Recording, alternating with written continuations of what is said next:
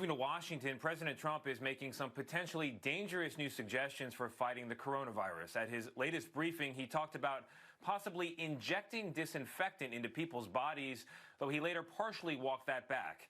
The president also floated the idea of getting bright light like UV rays into the body after hearing it's bad for the virus. Now, this is not the first time he's pushed treatments without his medical team's endorsement. Weijia Jiang is at the White House for us. Weijia, good morning. At one point, the president said he's up there just trying to present ideas, but these ideas do not have the endorsement of medical experts. So where do they come from? Good morning, Tony. President Trump indicated this came from his own head, and he said it would be a good idea to look at a possible treatment. But as you mentioned, stressed he was just throwing it out there as a suggestion. Now, the president made these remarks after an official with the DHS Office of Science and Technology presented emerging results from a study that showed sunlight, heat, and humidity, along with disinfectants, degraded the virus on surfaces and in the air. I'm just here to present talent. I'm here to present ideas. President Trump called on Bill Bryan, a Department of Homeland Security official, to outline early results from a study that showed the effect of heat on the virus. Our most striking observation to date is the powerful effect that solar light appears to have on killing the virus, both surfaces and in the air. We've seen a similar effect with both temperature and humidity as well. But Bryan also said Americans should still follow CDC guidance on social distancing and personal health practices. Can you explain why some hot spots we've seen in the U.S. are hot and humid, like New Orleans, for example? We identified that heat and humidity is a weakness in that chain. We've identified that sunlight, solar light, UV rays is a weakness in that chain.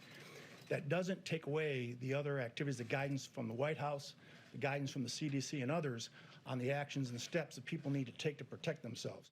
CBS News medical contributor Dr. David Agus said the study shows promise, but isn't a cure-all. We still have to practice social distancing. We still have to wear masks. But you tie together mass social distancing and the changes that happen in the summer out of doors, and I think we will be on offense against this virus. And my hope is we're going to get significantly decreased cases over the summer. Having heard the findings, the president had suggestions for treatments for patients. Supposing we hit the body, tremendous, whether it's ultraviolet or just very powerful light, and then I see the disinfectant where it knocks it out in a minute, 1 minute.